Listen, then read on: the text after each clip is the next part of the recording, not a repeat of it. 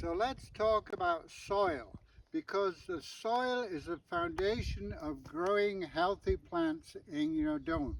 And so in your area there may be good topsoil available. Somebody might be having a building site, they might be removing the top layer of soil, and that might be available. What I did is we have oak scrub on our property, and the southwest wind over the years blew all the oak leaves in the fall onto the ground, and we had about 8 inches of really fertile soil that's built up over many years.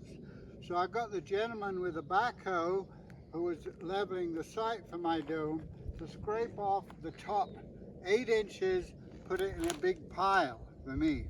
And then I sieved it, took out the weeds and the roots, and that was the basis of my soil. It was really wonderful soil. So as you notice, this area got a little denuded. We went down to the clay underneath, but the plants are recovering, and in 10 years time it'll be totally revegetated. So over time, as you harvest produce from your dome, that's going to take nutrients from the soil, so you will need to enrich and amend your soil. And certainly you can buy amendments from the garden store, but we try to make our own compost. And over the years I've found making compost in Colorado is very challenging. In the winter it's just too cold for the composting mechanism to take place, and in the summer things dry out so quickly. So I've failed quite regularly to make good compost, but I have come up with a solution I'm going to show you. This is the material I'm going to use for green manure, and it's some self-seeded weeds that just appeared from nowhere, plus some nasturtiums. And we got so many nasturtiums in this dome, they're like a weed. So I'm going to pull these all out, and then we're going to use this as our green manure.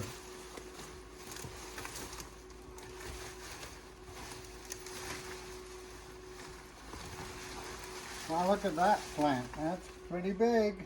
All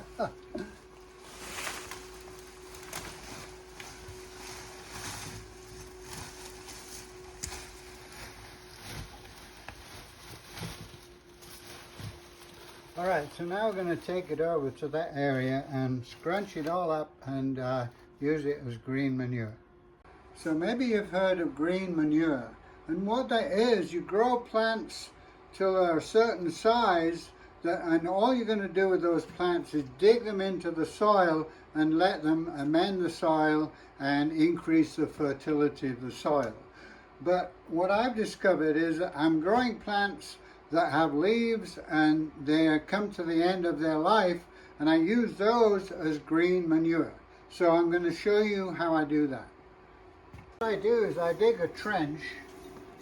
This soil should be more moist, but we'll make it moist. And then, so we dig a trench, and I put a heap of soil next to the trench, and then I'll water this trench, and then we fill this trench with green manure, and then put that soil back into the trench along with some worm compost and some lovely worms. So in a minute you'll see it all nice and moist. Okay, so I'm scrunching up the green manure, and this is pretty stemmy. Often it's just leaves that compress very easily. But what we're going to do is put this green manure, I'm probably going to make that trench a bit deeper because this is pretty bulky. And then on top of it I put the worm compost. They're hiding all down there. There they are. They're the worms, and that'll provide a wonderful, fertile, amended soil. So over the years, we've learned that worms are a wonderful addition to your garden. And we've got a worm farm going here. We put all our kitchen scraps in there, and you see there's lots of worms. And that black is what's passed through the worm's body already, and it's already been digested by the worms. And we put that in the garden along with our green manure. So I've dug the trench deeper here, and now we're putting all this in. It looks pretty bulky, but what happens is very quickly it sinks down, and now we'll put the worms on top. There they are. And so this is wonderful food for the worms. And then if I want to work this way, I put the soil from the trench back on top, and in a couple of weeks that'll be totally rotted down, and we'll just work our way this way. But it'll sink down very, very quickly. So we're talking about green manure and what we can put in the soil to help amend it and improve it. So here's a bunch of broccoli, and back here you'll see we've already harvested the broccoli, the main stem. And what happens is they keep producing little broccolis, which are very nice, but after a while they tend to go to seed. And that is the time at which I pull them out and start to use them as green manure. So let's see, pulling this one out, and then I'll show you, we'll pull out a couple, and then I'll show you how we deal with that to make green manure. So we just pull off the leaves, and even though we could cook those up in a soup or something like that, we got plenty of green, and so we're just going to make this into green manure. And then the little baby broccoli, we're going to have them in soup or salad, and put those on one side. And now I'm going to show you what we do with the stem. So the stems are really tough, and they take a long time to rot down, and if you put them on the compost heap, they just usually turn into brown stalks. So I invested in a chipper to make them into compostable stuffs. So I'm putting this bucket underneath the chipper. It's the right size bucket, and this is pretty noisy, so I'm gonna put my ear protection on, and then we're gonna chip up some of the stalks.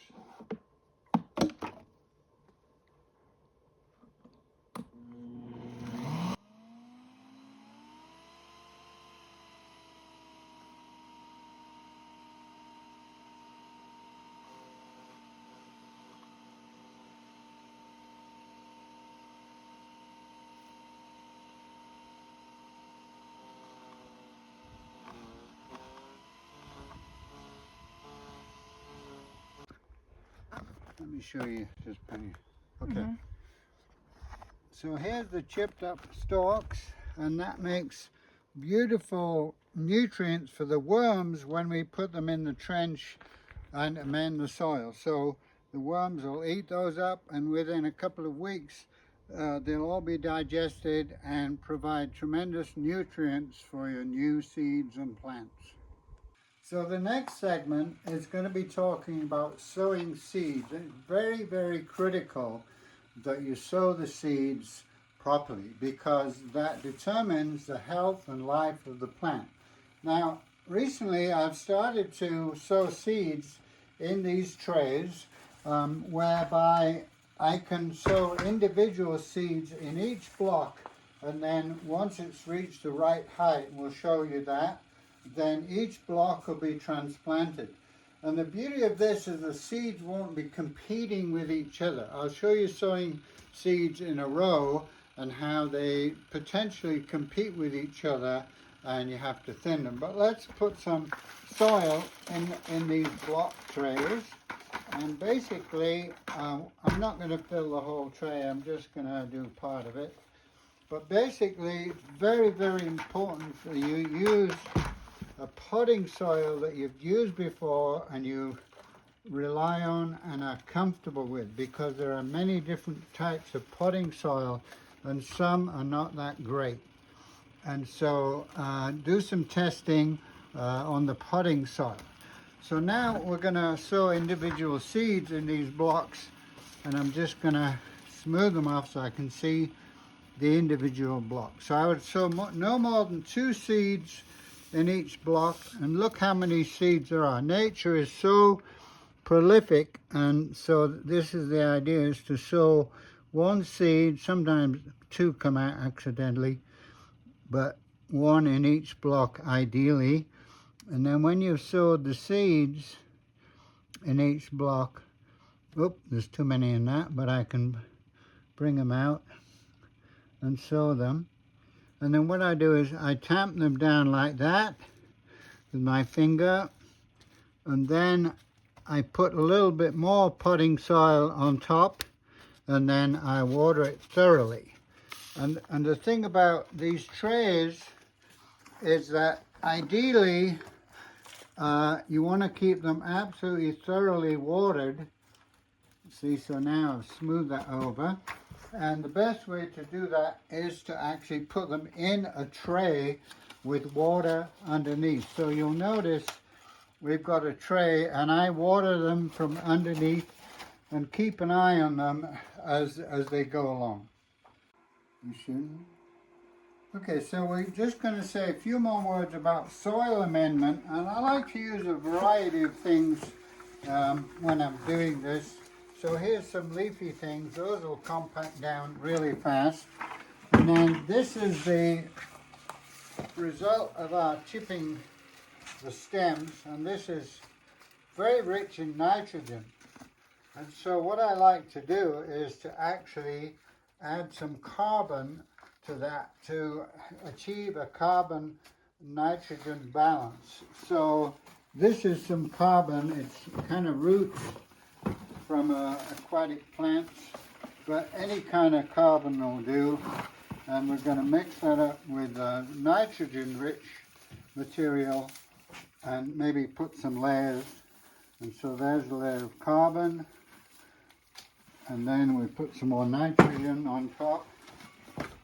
And then the final thing we do is to put some worms. So this is rich in nitrogen. We're going to put some worms on top of that, and then bury the whole thing. So where's our little... So now we're squishing it down really well, but nature will do the same thing. And now we've got some worms to help gobble up and make everything fertile.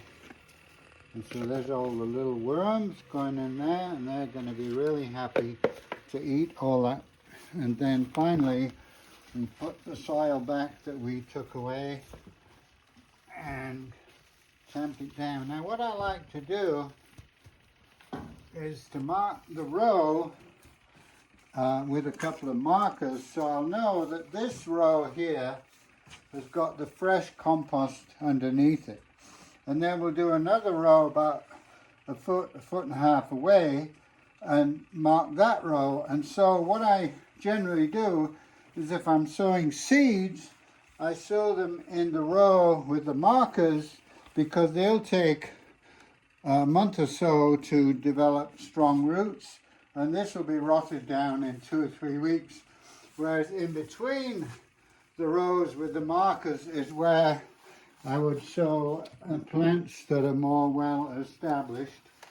And what I like to do is to dig a hole first, and then I usually water the hole really well before I plant a plant. Because if you plant the plant then water on top of it, you don't actually know how deep that water has gone. So now we put a bunch of water in there, but we also leave it a few minutes to soak down. So now I'm going to show sowing seeds in this area here.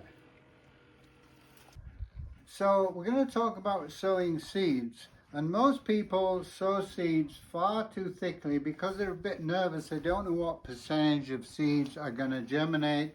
And so we have, over the years, you probably accumulate seeds of different ages. You know, we have some here from 2011 all the way through to 2022. And so my rule of thumb is any seeds that are older than 4 years old, I would do a test sowing in a tray and do an average row of density, and then see what percentage will germinate. And so from that, you know the likelihood of what percentage will germinate in your bed, so you don't oversow or you don't undersow. So that's my recommendation. just going to demonstrate my usual way of seed sowing, and what I've been doing is creating a fairly decent groove and then putting down some potting soil, because that's a nice type of soil for the seeds to germinate in. And then what I usually do is water the potting soil, just a little bit of water to moisten it, so the seeds are going into immediately moist soil. Because sometimes if you sow seeds and then you water afterwards, the water may not penetrate. So now here's the ideal is to sow seeds, you know, not too thickly, because if you sow them too thickly, then they compete with each other for nutrients and crowd each other out. So the idea is to sow them spaced out just like I'm doing, and then when they get an appropriate size, we're going to thin them. So that's pretty well the density I like to use. And then once they're sown, I put some more potting soil on top, and then simply tamp it down and then water it again. So, and then make sure to keep it moist when the seeds are germinating. It's really important. Okay. And so very often, if I'm not sure where the row of seeds is, I put a string in between the markers, because it's really important that you know exactly where you're expecting the seeds to come up. Now the water's sunk down in this hole, so now we're going to sow this, plant this little pepper, and I'm squeezing the thing, and you see we've got a worm in there already, which is nice. And the pepper is not too pot bound. If this was pot bound, I have a massive roots here, I would not use that pepper, because when a thing is too pot bound, it will never achieve full development. And so the idea is to really firmly press down when you're planting a plant. And then we've already watered the hole, but we just want to give it a little extra water, and so we'll see how that pepper plant does. So these are a row of radishes and Swiss chard that are sown together, and we've done a pretty nice job of sowing the seeds pretty thinly, so there's not a lot of thinning to do. So what I like to do is look for the weakest plants and pull those out, and then the spacing of the plants between them, radishes maybe 4 inches. So here's a bunch of radishes, and I'm going to try to pull out the weakest ones and leave the strongest one, which would be this one, and then we'll move it along. And that looks like it's been eaten, but we're trying for a 4-inch spacing and thinning out the radishes. And ultimately, if you wanted to save those and eat the tops, you can do that. So now we're thinning out the Swiss chard, and so there's a whole mass of Swiss chard here. And this is the hardest part of gardening, is pulling and thinning these plants, because it's like they're your little babies, and you've carefully tended and watered them, and now you've got to pull them out. So I think a lot of people find thinning very challenging and either leave it till the last minute when they're too big and they damage each other as you pull them out, or they don't thin them at all, in which case the plants compete with each other for nutrients and none of them develop properly. So that's some of the Swiss chard thinned out. And you can see, if you look over here now, you can see this is mature Swiss chard. So you can see why we like to have the plants spaced 1 foot or 8 inches apart. And so usually there's 2 levels of thinning. There's the first level is when the first true leaves come out, and then the second is when the plants are a bit bigger. And so, you know, the first set of leaves, these are the seed leaves, and then these are true leaves. And so that's when you thin, is when the first set of true leaves appear after the seed leaves. So it's even more clear on this one that this is the seed leaves and these are the true leaves. Okay, so we put this green manure in the soil about 5 weeks ago, and usually I don't investigate the green manure because I have lots of plants growing on top of it and I don't want to disturb them. But unfortunately, what happened in this dome is we had some creature that ate up all our little starts. It was either sow bugs, mice, or slugs. So now that enables me to be able to look at what it actually looks like, the green manure after 5 weeks. So here we are. So this is the line of green manure I marked here. And so if I'm digging down, let's see what we got here. Oh, there's a nice little worm. Yep, there's a worm. But no evidence of hardly at all of the green manure. It's all rotted down. There's the odd fibrous aspect here. There's some fibers, but they're rotting down really well. Those are pine needles that take a while to rot down. But you see all the worms? Isn't that wonderful? So that's what green manure looks like after 5 weeks. So come on, worms, you can go back. Okay.